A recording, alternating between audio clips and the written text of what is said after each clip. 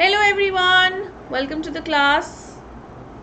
चलिए हम ज़रा एक बार let me just check whether I am live and और not, and also let me check the audio.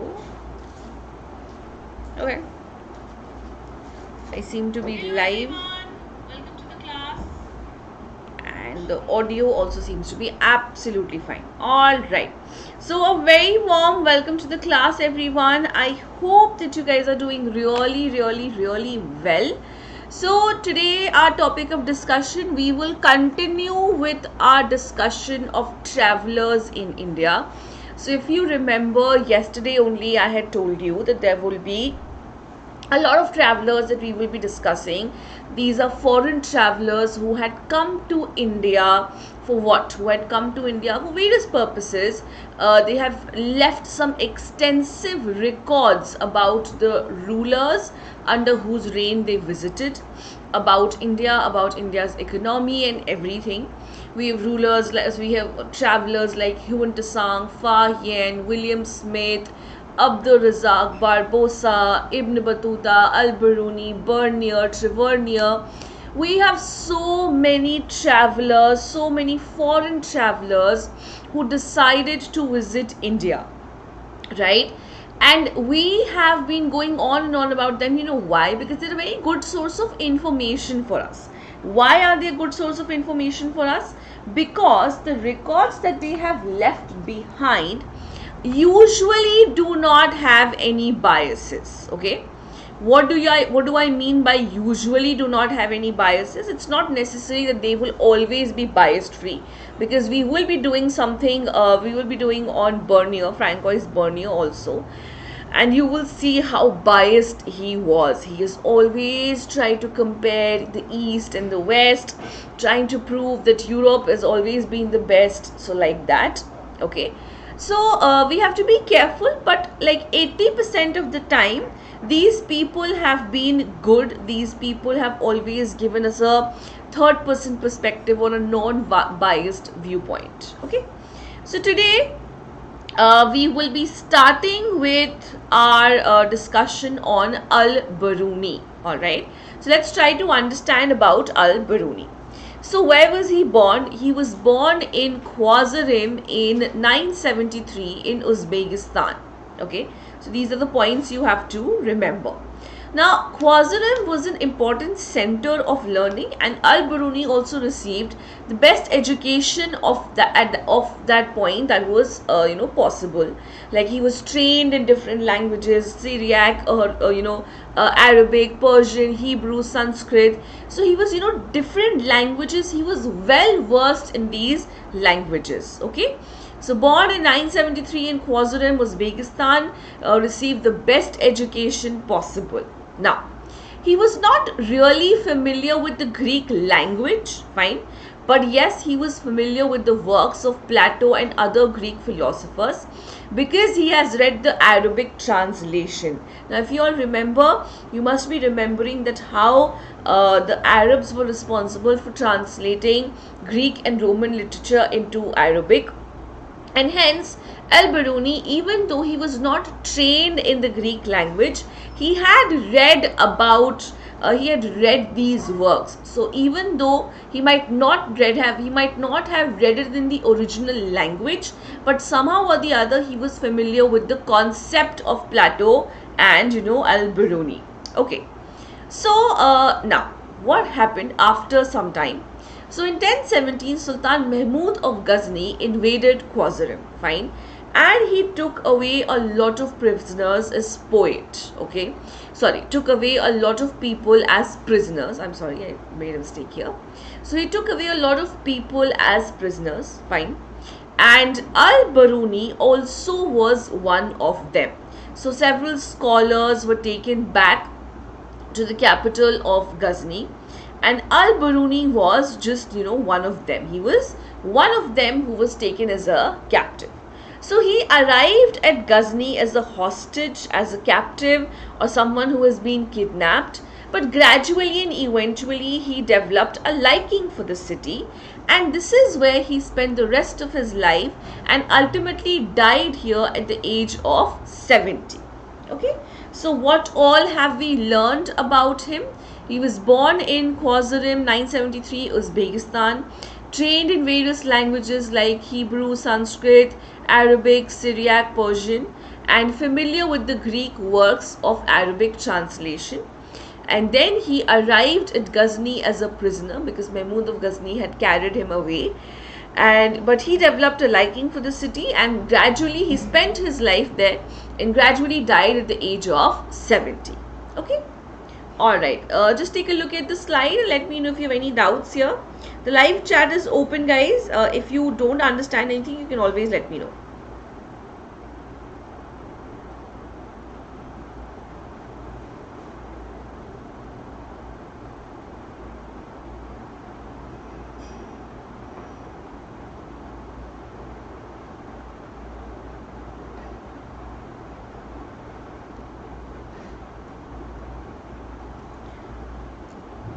Just take a look at the live chat. Let me know if there's any doubt.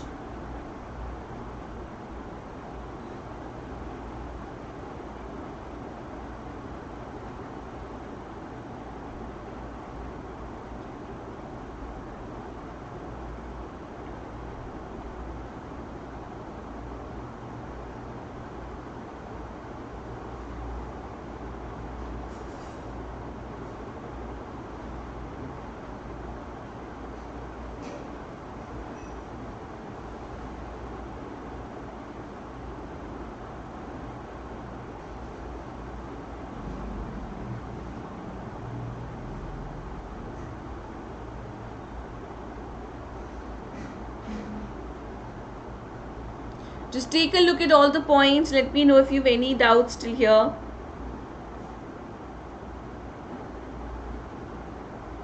Okay. Alright, then moving ahead. There seems to be no doubt. Okay. Now, let's talk about how, Al-Biruni developed an interest in India. Okay. So, Al-Biruni had arrived at Ghazni as a prisoner, and this is where he developed an interest in India. Fine. Now, this was not unusual because obviously he was trained in the Sanskrit language, right? And he was already familiar with the Sanskrit works on mathematics, astronomy, medicine, because all of these has been translated in the 8th century, from the 8th century onwards. Now, I don't know how many of you remember your class 11th history, but if you all remember, you must be remembering that there was Mamun had set up. Okay, so Al Mamun had set up something called Biat al Hikmah. Okay. Now, what is Biat al Hikmah? It was a school for translation.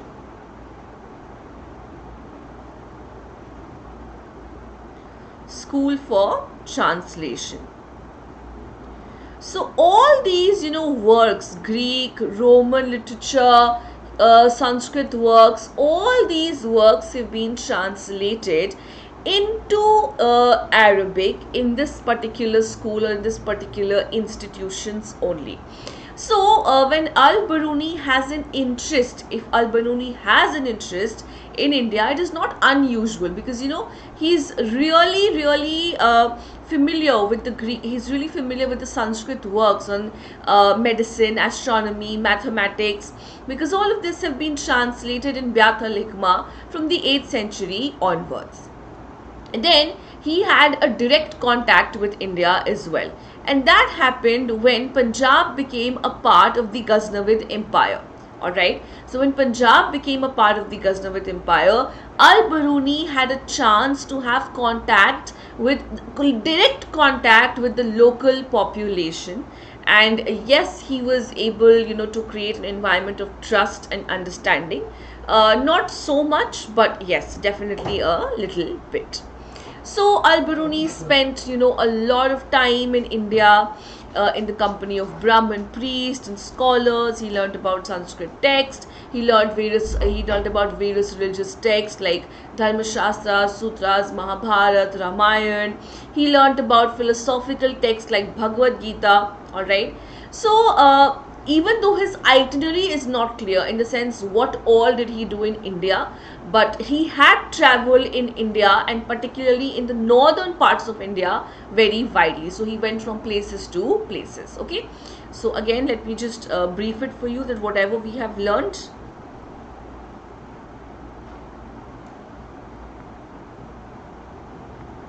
All right. So when did he develop an interest? Developed an interest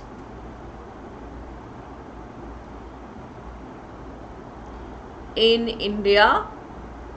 When did that happen? In Ghazni, right? When he was in Ghazni, that's when he developed an interest. All right. He was familiar with Sanskrit works.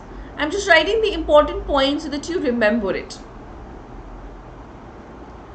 He was familiar with Sanskrit texts. All right. Direct contact.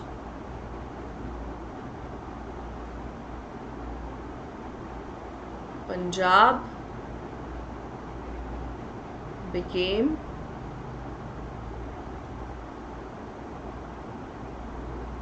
part of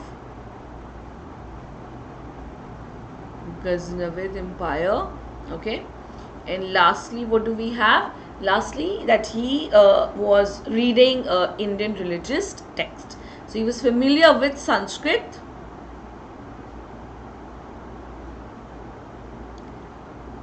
texts of all kinds, as in religious text, philosophical text, mathematics, astronomy, medicine. Then he also traveled widely in North India and in Punjab. All right. So guys, just take a look at both the slides once and let me know if there's any doubt.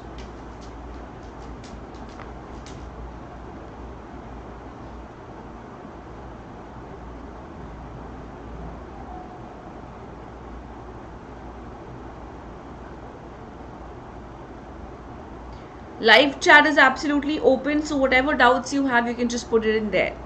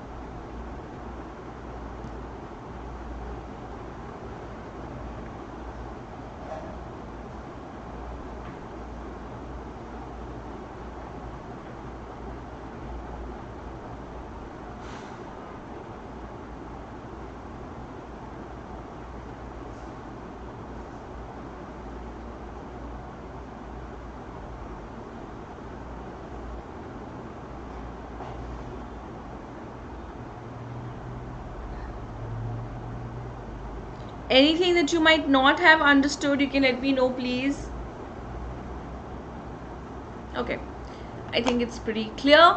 So let's move ahead and let's talk about the works of Al-Biruni, whatever he has produced for us. Okay, so Al-Biruni had written a book called Kitab-ul-Hind.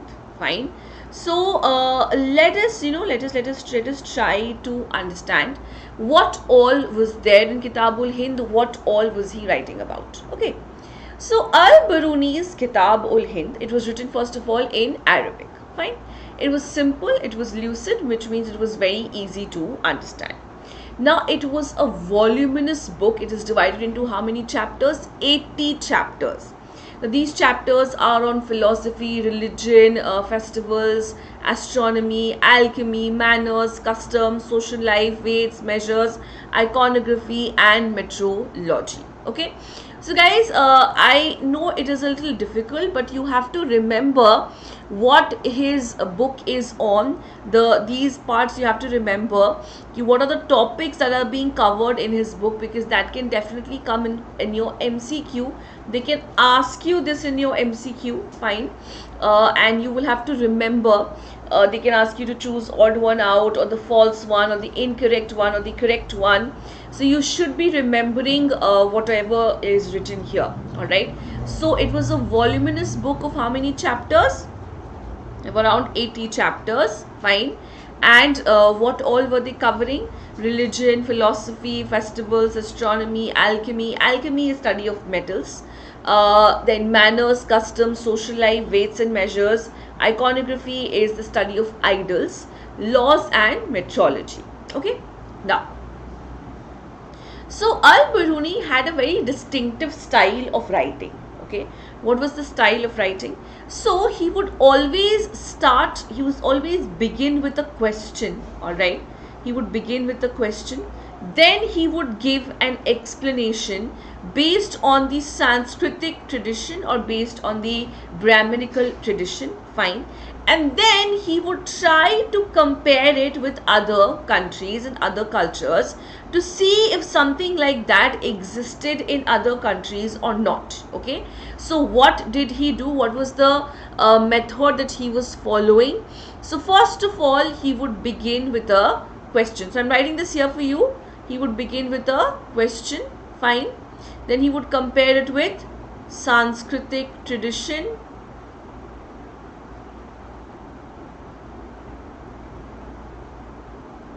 Okay, fine. He would compare it with Sanskritic tradition, and lastly he would then compare it with different cultures. Okay, क्या करेंगे ये बाकी culture से compare करेंगे.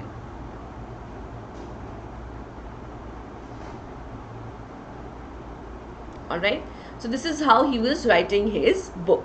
So he would start with a question, give an explanation based on Sanskritic or Brahminical tradition, and then he would try to see if there was something similar which existed in other cultures as well or not. Okay, so here we have talked about Kitab ul Hind.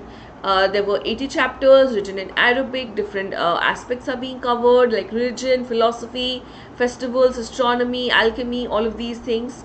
Then it would start with a question. Usually it would start with a question, fine.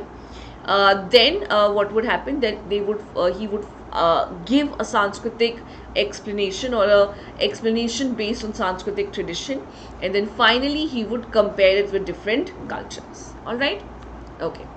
Let's discuss one more slide and then we can clear some doubts together. Now, while he was doing his research, while he was working on his research, he did encounter certain barriers, guys. Okay, barriers in the sense, so yes, see, he was in India, fine, and he was familiar with the Sanskritic works, he was familiar with our religious text and everything, but he was coming from a different culture altogether, right? So when you're coming from a different culture altogether, you are bound to face certain barriers. You're bound to face certain difficulties in getting along with the people, getting to know them, getting to work for you, right? So what all barriers was he facing? Okay? Now the first, according to him, was the barrier of language. Okay, सबसे main मुद्दा, सबसे main barrier जो वो face कर रहे थे वो कौन सा था? वो था भाषा का, लैंग्वेज का. ठीक है, why do you think language was such an issue? So according to him, there are a lot of things which are in Sanskrit, and it could not be directly translated into Arabic. Sometimes what happens when you're translating one particular aspect into one language, from one language into another language, that language might not have that expression or that word to convey that emotion. Like for example, I'm just giving an example here. So I was just going through something, I was just reading through something, and I came across this word called na kabile peshan goi, and I could not make sense of it, and hence I search the word. You know what it means? Unpredictability. Fine. What does it mean? Unpredictability. So I was really amazed that Urdu has a word for unpredictability. So sometimes it's very difficult to translate from one language to another, because what that language represents, the other language might not have the exact words to represent that particular aspect. Fine. But sometimes it's easy also. Okay. So according to him, Sanskrit and Arabic were different languages. Fine. And the ideas could not easily be translated from one language to another.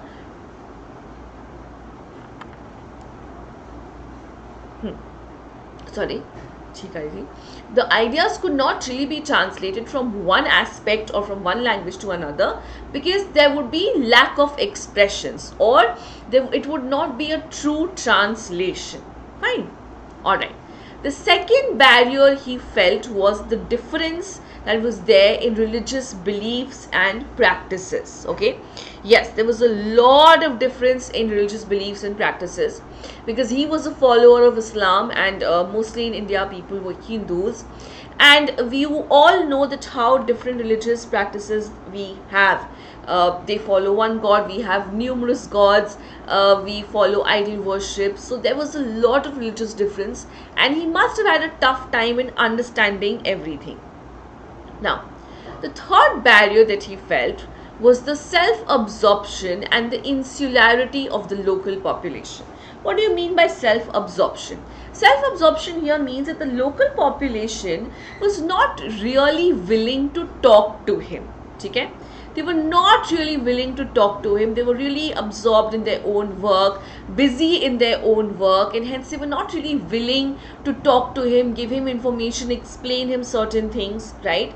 We have to understand that he was coming from the side of an invader for us, right? We would not really have trusted him to give him such information. Even though he was coming from a good place, even though he was coming, he wanted information not to spoil us or not to attack us, but he was still, siding, or he was coming from the invader's side. So I think the absorption and the insularity of the local population was something which was quite valid. So this was a barrier for him, because whenever he tried to talk to people, whenever he tried to understand certain things, there would be no one really to explain it to him. Okay. All right. Let me know if you have doubts still here.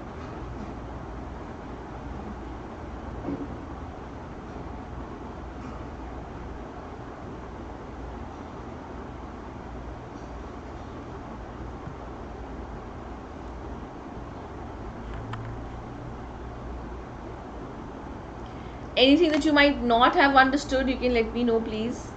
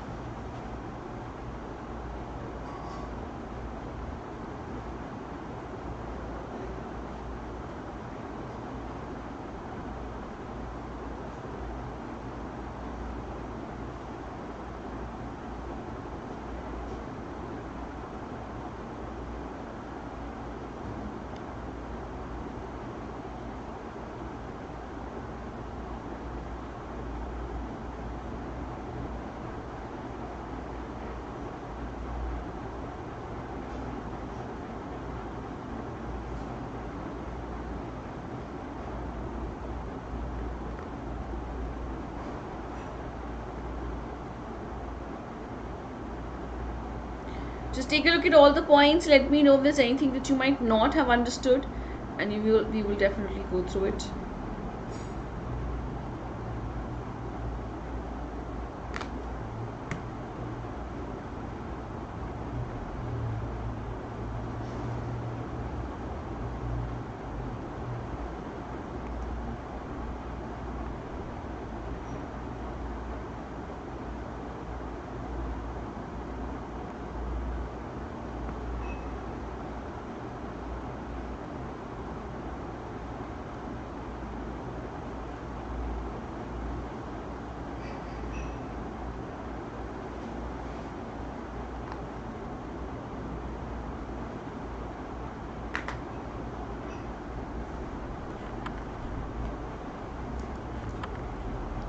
All right, let's move ahead and let's talk about what Biruni has written about caste system.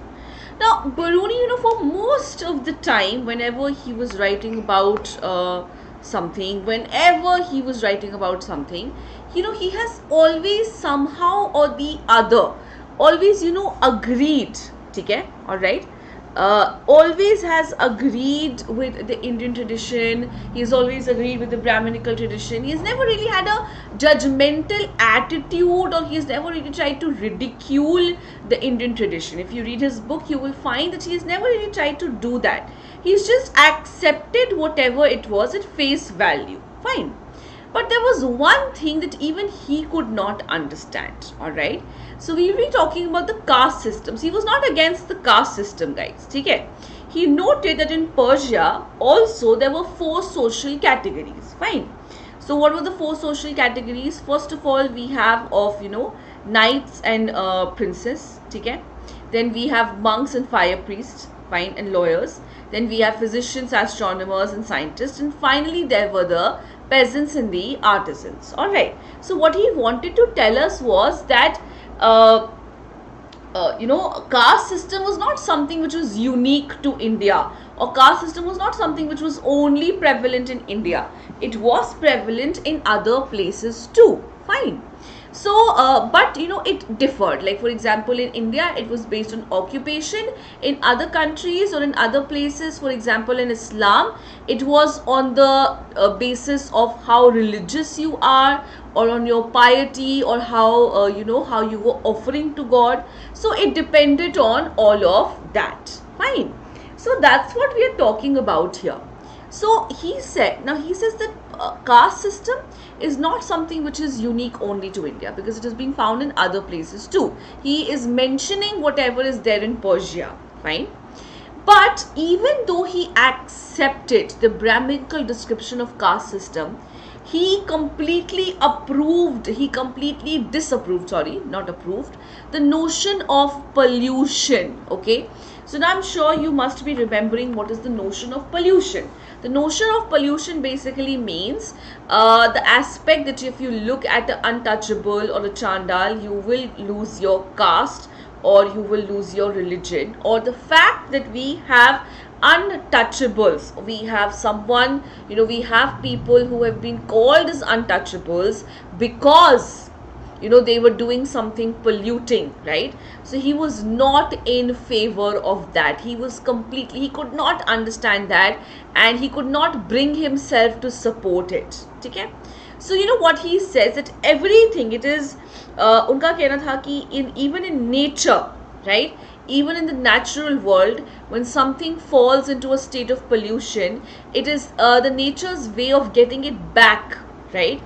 Getting it back to its original state. Like for example, after every night we have a morning, and the sun really cleanses everything. Whenever the air becomes polluted or anything else becomes polluted, the sun cleanses it. So when naturally, when the nature does not consider this fact of pollution, then how can we as human beings designate certain human beings and the work that they are doing to be polluting? All right. So that is why he could not really understand this caste system. He was not in favor of this caste system at all. Okay. All right. I really hope you have understood till here. Okay. Let's move ahead, guys. Let's do a few more slides, and then maybe we can come back to it. Okay. So with this, we have finished our discussion on Al-Biruni, and now we are going to begin with our discussion on Ibn Battuta. All right. So let's talk about him. So Ibn Battuta, he was a Moroccan traveler born in Tangier. Okay. And he was born into one of the most respected and educated families who had their expertise in Sharia. Now Sharia, I hope you all understand, it is the law book of the Muslims. It's like a constitution for them, and they follow that constitution. Fine. So there are people who are trained in Sharia, who have the entire knowledge of Sharia, and his family was one of them. Okay. So before he set off to India in 1332-33, so when did he come to India? he had come to India in 1332-33. He has already traveled a lot. He has traveled in Mecca, Medina, Syria, Persia, Yemen, Oman. Now, you know what Ibn Battuta has been known as? Ibn Battuta has been called as a globe trotter. What do you mean by a globe trotter? Someone who travels, someone who has traveled the entire globe, entire earth. Okay, so he has been known as what? He has been known as a globe trotter. Okay, and who is a globetrotter? A globetrotter is a person who, you know, keeps on traveling, who keeps on moving from one place to another, or basically who's traveled the entire earth. So he was known as a globetrotter because he traveled a lot. This is before coming to India, and after coming to India also he's going to travel a lot. I will literally show you a map which is telling you about the places that he has traveled, and it's quite a lot.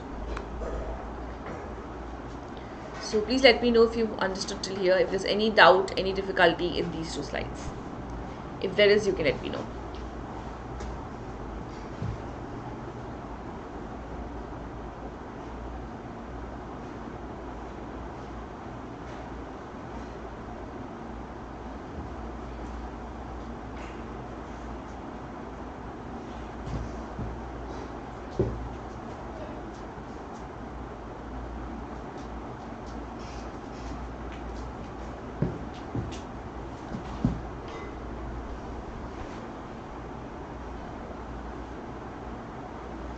Anything that you might not have understood, you can just let me know. In the caste system and in the first slide of Ibn Battuta.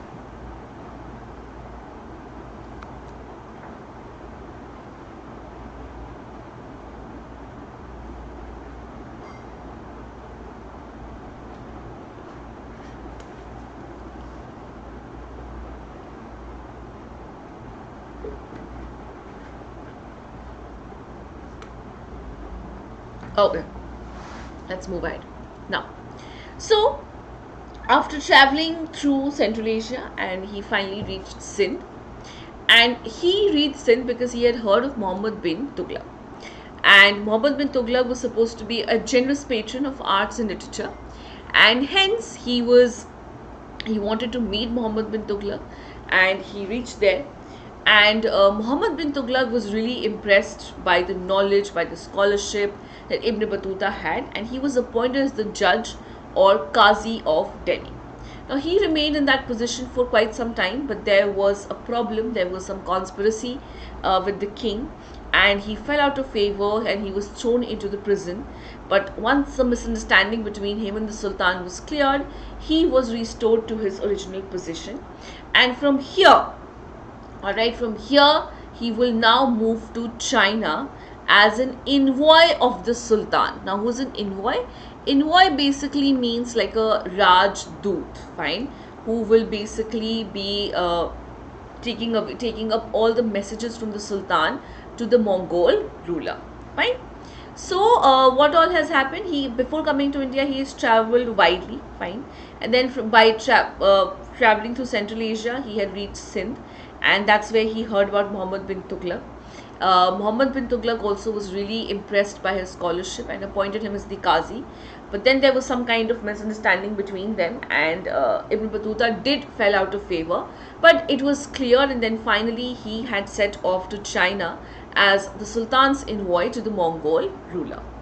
Now, so this is a map which will show you the areas that he has traveled to. All right, this map literally, you know, from here to here, this is like a this map is basically like ek dhaga liya hai, dhage se, you know, they've connected the entire journey that he had undertaken. Okay, so I'll just tell you about it. So from the Malabar coast, he proceeded to Malabar coast from central India.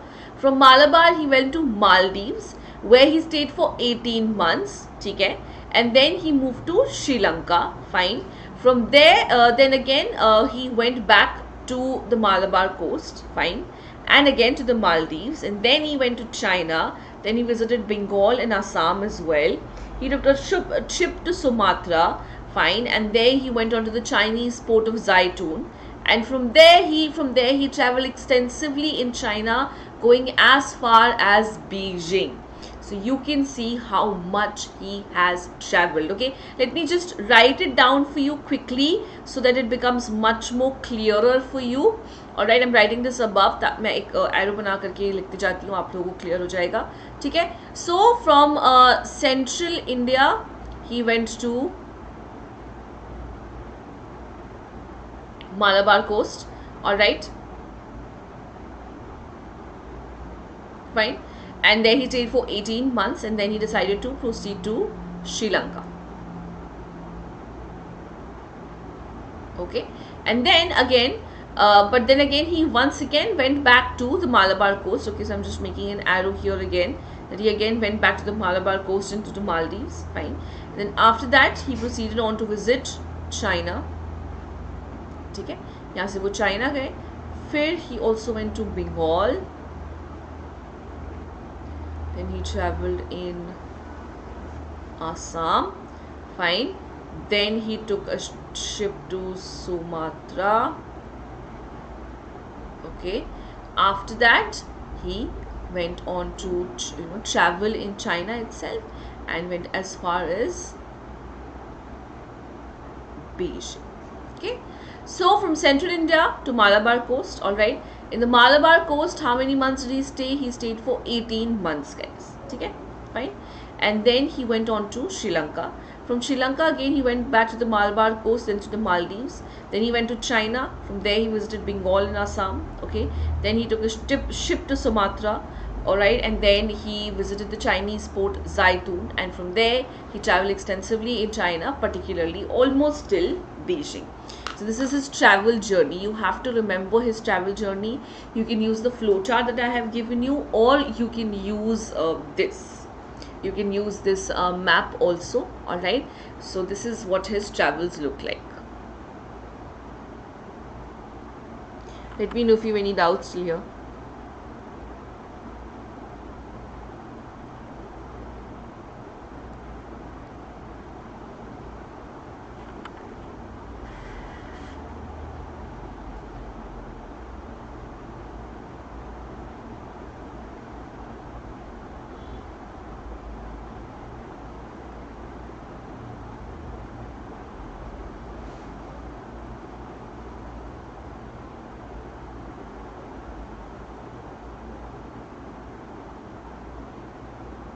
All right, let's move ahead.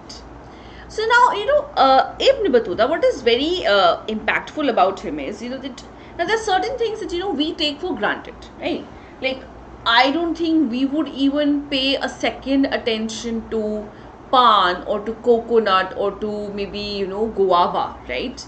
Because these are things we are used to. These are things we get on a daily basis. These are things that we see on a daily basis, isn't it? Right? We see all of these things on a daily basis. Fine. But then, Ibn Battuta was a foreign traveler, and he recorded his observations in the most meticulous way possible. Alright, he had kept records about pan, he had kept records about coconut. He has given us extensive details about these things, guys.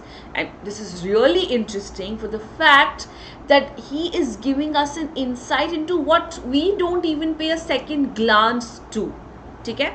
So in the next class, I will be taking up I'll be taking up Ibn Battuta. I will be taking up whatever he has recorded, whatever he has come up with, how he recorded, why was he known as the Globetrotter, fine. And we will be talking about his book Rihla. We will be talking about whatever is mentioned there. So all of that will be taken up in the next class. We have still a lot more to go. So what all did we do today? Let me just give you a brief recap. So first of all, we started with Al-Biruni. We got to know that he was born in Khwarizm in Uzbekistan, and then Mahmud of Ghazni had taken him to his capital Ghazni. He was well trained in various languages and various philosophies. It was in Ghazni that he developed an interest in India, but he was already familiar with the Sanskritic works, alright. He was familiar with a religious text, philosophical text, Ramayana and Mahabharata as well. and it was only when he came into direct contact with India when Punjab became a part of the Ghaznavid Empire. Fine. And he spent years with the Brahminical scholars trying to learn about various Sanskritic texts. Fine. And he has traveled widely in northern India. Then we got to know about his book, which is Kitabul Hind, and it was in Arabic. It was around 80 chapters, different aspects it was covering: philosophy, festivals, astronomy, all of these things. Then we got to know how his book was organized. So he would start with the question, offer an explanation based on Sanskritic tradition, and then he would try to compare and see if something like that existed in other cultures as well. Okay, there are certain barriers that he faced. Language, religious differences, and the insularity of the people were three of them. Fine. And then he completely agrees with the caste system, because he says that something like this also exists in Persia, but he could not agree with the notion of pollution, because he says that it is not natural. Then we moved on to Ibn Battuta, and we got to know that he was born in Tangier, and he was from Morocco, and he was born into a respectable family who were well known for their expertise in Sharia. Before coming off to India, he has already traveled quite a lot. Fine. And then he came to India. He met Sultan Muhammad bin Tughlaq. He was appointed as the Qazi. He did fell out of favor, but again he was reappointed. Fine. And then he was appointed as the envoy of Sultan. There are certain areas which he traveled. From central India, he went to Malabar coast. From Malabar coast to Sri Lanka. From Sri Lanka, he went back to Malabar coast and Maldives. From there, he went to China. From there, he went to Bengal and Assam. From there, he took a ship to Sumatra, to the Zaitun port in China, and he traveled extensively in China almost till Beijing. Okay, so this is what we have learned today. I really hope that you guys have understood everything very nicely. अच्छे से आप लोगों को समझ में आ गया होगा. If there's any difficulty, you can always drop me a message. You can always drop in a comment and let me know that if you've not understood something.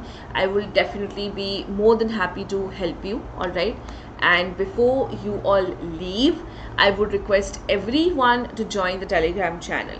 The link has been given in the description box. We have the link also, we have the scan code also. So whichever you are comfortable with. Why is it important for you to join this group? Because this is where you will get updates regarding the classes. Alright. This is where you will get updates regarding the classes. This is where you will get notes. Whatever files we upload, you can get your notes from here, so that your preparation is never really hampered. Fine. At the same time, it will be easy for you to have access to all the notes also. So before you all leave, please like the video, share it with your friends, comment on things that you liked. If there's something you did not like, please let us know. We would love to improve on it. And also subscribe to the channel, and also press the bell notification, so that whenever we come online, you also receive a notification bell on your phone and you can join us live. And thank you so much guys for watching us. Thank you so much for being a part of the session. It was an absolute pleasure to have you all here. So thank you so much. All right, thank you guys. Take care. See you all. Bye bye.